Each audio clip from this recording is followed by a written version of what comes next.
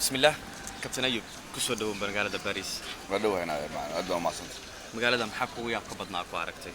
أنت هتجوكتي مقالة يورو تكلم كده وأنت شفتها أنا أفريقيا متشوف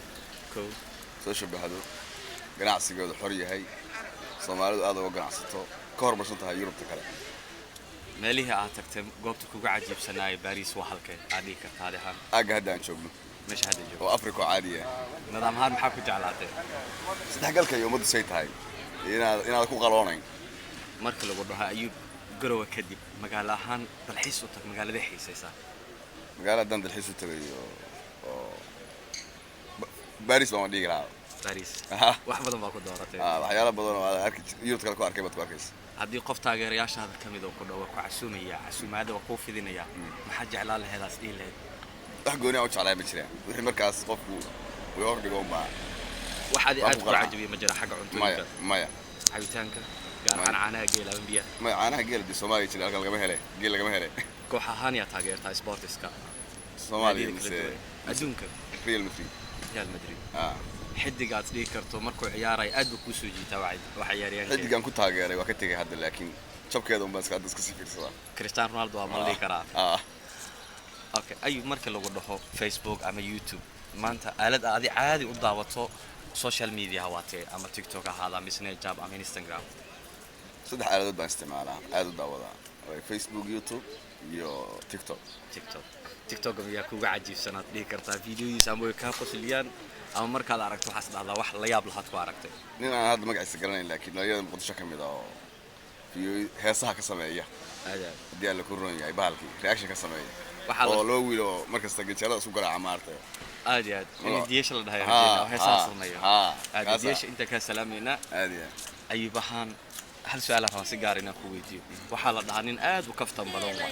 kaftankaaga wax ka xanaaga maaragtay inta aad magaalo maraysid in badan waa arkay laakiin hadda asarna markaa waa qanciya oo wuxuu iskaftay yihiin ma ku qanciya shakhsi ahaan marka la dhaho ayuu aniga la kulmay wax dhiban kuma arag markaad ahaan aadan hore u aqoonin aad aragtan waa nin Soomaalinimada ku weynto aad ku soo dhaweynayo inkastoo dadka meel kuga xantaan ma dadku qof kasta waxba isdhihi karaa laakiin markasta waxa muhiim ah qofka adigu tahay inaad sogtahay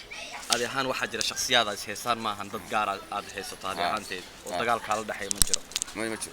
aniga qabla dad isma digaarsin laakiin shakhsi was qaban karnaa laakiin qowmiyadii qabiil midna ismahayn waa laakiin shakhsiyaad gaar oo adiga oo arimo kala dhaxeeya waa jiraan waana qowmiyada hayni qabiil midna waa jiraan shakhsiyaad goron jacayl inaad muqdisho soo aragto wiilgaana ma aragtay dhawaan muqdisho badan waa ku dhashay waad ku dhalatay xamar halkay kaga dhalatay banaadir isbitaal banaadir baa ku dhashay isbitaal banaadir aad ku dhashay ninku waa reer muqdisho ciyaalka xaafadow aad aan ku rajeynaa in badan waqti shaqeeyay 2007 ilaa 2013 muqdisho ku noolaa hadda ma ka soo tagay muqdisho ka soo tagay ka soo dhoofay muqdisho magaalada aan jeclahay muqdisho marka la dhaho waxyaabaha ku xasuusato maxaa kamid ah magaalada in sahayn magaalo qabiil in qof kasta ku noolaan karo ergan unu kaale hadii aad maqashay maxaa dareenta waxaas waa kaftanka media ayaa la weeyay laakiin maaha xaqiiqadii wajiga dhabta muqdisho ma aad laakiin muqdisho in lagu wada dhasho la wada degan yahay aan qabiil lahayn male muqdisho aad kasta degan laakiin dadka ku soo celceliya ergan waxay muqdisho la dareemaysaa magaalooyin kale waxay leedahay magaalooyin kale qabiil baa degan ergan dadka ku soo celceliya markii ahaan waa siyaasiyiin danay kala leeyihiin aad leedahay dan gaar ah siyaasiyiin kursi kala jiidanaya ba markasta waxa ku celcelishay magaalada sumcadeedana dilay dhalinyaro qurbaha u badan kuwa qurbaha jooga u badan waa isticmaalaan oo alaaba la kaca qabiilku qurbuhu yaalaayo dalka ma yaalo laakiin ciyaal xamar waxa la wax qabiil ma kuwaas ma yaqaan waxaas marka lagu dhaw maanta siyaasadda doorasho soo dhow ahaan dalku isbedelaya marxaladdu isbedelaysa adduunku isbedelaya sida arkaysa Taliban Afghanistan ayaa lagu wareejiyay marka siyaasadda dhankaas loo eego al-shabaab ma aaminsantaa in wada hadal la furo maya ma aaminsani Taliban oo kale ma nihin anagu aaminsantaa in dagaalku sii socdo Taliban ayagoo dhanba al-shabaab ayagoo dhanba dagaalamayay in yar maahay waliba qabiilada majority-ga baa la dagaalamayay saacada nimanka la yiraahdo muxuu ahaa al-shabaab oo kale ma aha majority leader ma dad wuxuu afara ku tirisa weeye ciirsan yaaban oo dhowr qof ah oo kaymaha ku jira amisom iska daaya hadii maanta naga baxaan ciidan kastoo ajnabi naga baxana 10 wiil oo askarta Soomaaliya joogta ku filan madaxweynaha hadda waqtigiisu maadaama dhamaad doorasho ay socoto doorasho ay dhacayso Soomaaliya maxay u rajeynaysaa guul baan u rajeynayaa Soomaaliya hadii isagu xaq u yeeshana ama loo doortana in lagu soo dhaweeyaan rajaynaya haddii qof kale oo dhaama qof kale yimaadana dee ilaahay mid noo ka si fiican inuu ka dhigaan rajaynaya mid ka liitowsan noo imaan siyaasiga cusub aad leedahay xilku la wareegaya maxaad jeclaan lahayd adi ahaan inaad kala taliso haddii aad dadku maadaama siyaasadda ku soo jirto wadoodii lagu soo hungoobay ay ka mid tahay dagaalo ay jiraan dadku ay kala duwan yihiin 4 sano soo socotanay taa fursad xataa haddii uu guuleystay madaxweynaha hadda joogo maxaad isdhihi lahayd ayuu baxaan taladaasi waxaan siin lahaa koow in qabyaalad laga fogaado labo in musuqmaasuq laga hortago labadaas haddii laga fogaado wax kasta way hagaagayaan ciidamada dhismaya dhaqaalaha kordhaya dadka shaqo helaya laakiin haddii qabyaalad lagu noqdo musuqna sidiisa lagu sii fiirsado waxba hagaagi mayaan dowladnimada weligeed noo dhismi mayso masti waxa ah in qabyaalad laga fogaado musuqmaasuqna laga hortago intaa kaliya intaa haddaan ka hortagno dowladnimo waa helayna waa inta caalam ku horumaray iyo magaalada haddaan joognaba waxay ku horumareen waa musuqmaasuq la'aan iyo cadaalad oo adiga Soomaaliga iyo wiilka Faransa u dhashay maxkamad markaad hagtaan isku xaquuq waatiin waa ka qaadaysaa cadaalad aan kula qaadaysaa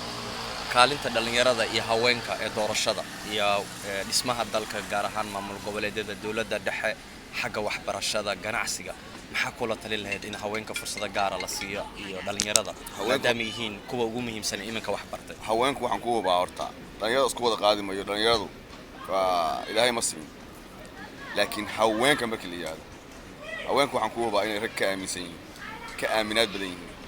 inay xuquuqda ka dhowr og yihiin inay ka lex jecel badan yihiin raggan ku hubaa oo waxa tusaale ka ah aabaha iyo hooyada isku naxariisna kuma aha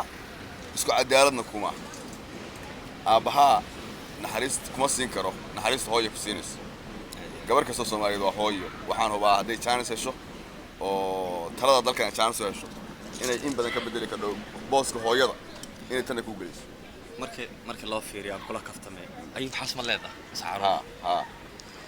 iminka laakiin wili waxaad leedahay xaas ay wada joogtaan waa joog xaas iyo caruurta waale ma sha Allah intaan waxay ahayd kaftan yariisaani ayuu nagu dhaxmartay magaalada Paris aad baan kaaga mahad celinayaa waa nin mas'uul aad u qaaliya oo markii ugu horeysay ayuu si live aan u arko inkastoo aan dhowr mar daawaday haddana waxay ahayd kulankiisa isma dhaynu aad ku soo dhaweeyna laakiin waxaan aqoonsaday inuu yahay ruux Soomaalinimada ku weyn tahay aadan kaaga mahad celinayaa kaamiramankan waa inuu mahad celinayaa